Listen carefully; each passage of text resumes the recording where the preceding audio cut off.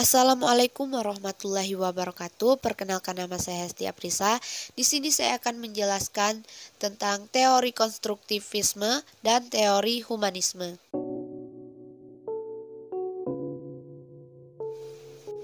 Langsung saja, materi yang pertama yaitu teori konstruktivisme. Apa sih yang dimaksud dengan teori konstruktivisme? Konstruksi berarti bersifat membangun. Jadi, konstruktivisme adalah sebuah teori yang memberikan kebebasan terhadap manusia yang ingin belajar atau mencari kebutuhan dengan kemampuan untuk menemukan keinginan atau kebutuhan dengan bantuan fasilitas dari orang lain. Teori konstruktivisme merupakan suatu teori yang dikembangkan dari teori belajar kognitif Piaget yang menegaskan bahwa pengetahuan dibangun dalam pikiran anak melalui asimilasi dan akomodasi. Asimilasi yang artinya adalah penyerapan informasi baru dalam pikiran, sedangkan akomodasi adalah menyusun kembali struktur pikiran karena adanya informasi baru sehingga informasi tersebut mempunyai tempat. Teori konstruktivisme juga merupakan landasan berpikir, yaitu filosofi pembelajaran kontekstual, yaitu bahwa pengetahuan dibangun oleh manusia sedikit demi sedikit yang hasilnya diperluas melalui konteks yang terbatas.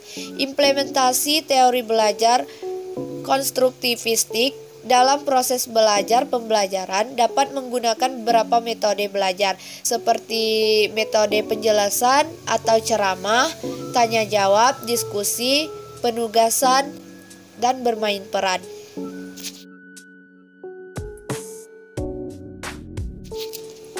Materi yang kedua ada teori humanisme. Nah, teori humanisme ini merupakan salah satu teori dalam disiplin ilmu pendidikan. Humanisme adalah suatu konsep belajar yang berfokus pada sisi perkembangan kepribadian tiap manusia untuk menemukan kemampuannya dan bagaimana cara pengembangannya. Menurut teori humanistik, tujuannya ialah untuk memanusiakan manusia. Oleh sebab itu, teori belajar humanistik sifatnya lebih abstrak dan lebih mendekati kajian filsafat.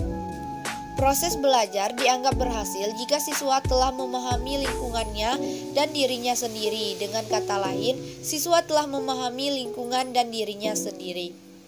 Dalam praktek teori humanistik ini, cenderung mengarahkan siswa untuk dapat berpikir induktif, mementingkan pengalaman, dan membutuhkan keterlibatan siswa secara aktif dalam proses pembelajaran. Salah satu bentuk pendidikan humanisme adalah pendidikan terbuka atau open education, yang artinya adalah proses pendidikan yang memberi kesempatan kepada murid untuk bergerak secara bebas dan memilih aktivitas belajar mereka sendiri.